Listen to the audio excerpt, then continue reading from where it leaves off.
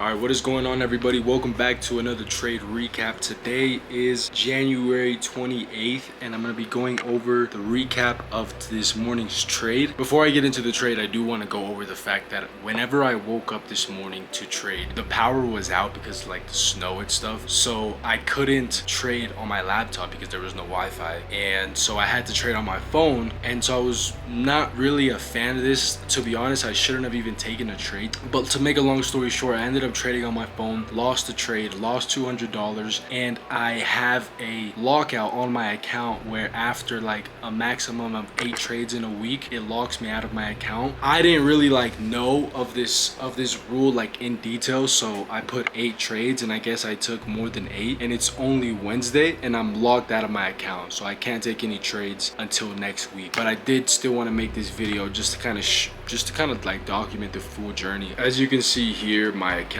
is locked out for 2 days, minus $188. So coming into the market, I was kind of bearish. I know we've kind of been in this bullish uptrend, but I did see that we had taken these highs here, and I'm like okay, this high here is definitely still intact. However, we just took a bunch of draws, so I'm like, okay, I can probably anticipate a retracement. So I saw, let me just go back to, so I saw we had this 4-hour gap below us, and then on the 1-hour time frame we had this low down, all this low resistance liquidity as well. So what I wanted to see, which honestly this was really a mistake on my part, when I'm kind of really glad that I'm doing these trade recaps, because it's like a journal to myself and I'm able to rewatch these videos and really learn from my mistakes. The main reason that I made this mistake was because I wasn't on my laptop, so I wasn't able to see the full screen. No excuses, but I do believe that if I was on my laptop, I would have definitely been able to see this more clear, and I would have definitely taken this trade.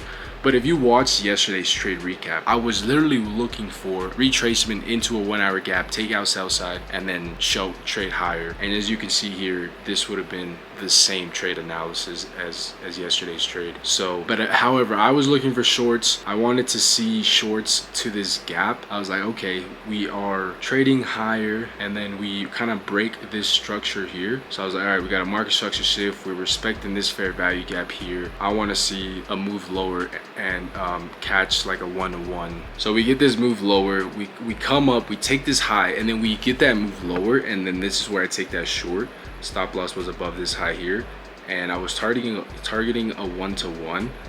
And then what had happened was price comes up, stops me out, trades back lower, and then trades back higher into this 15-minute gap that we did have up here. Where's it at? This one here.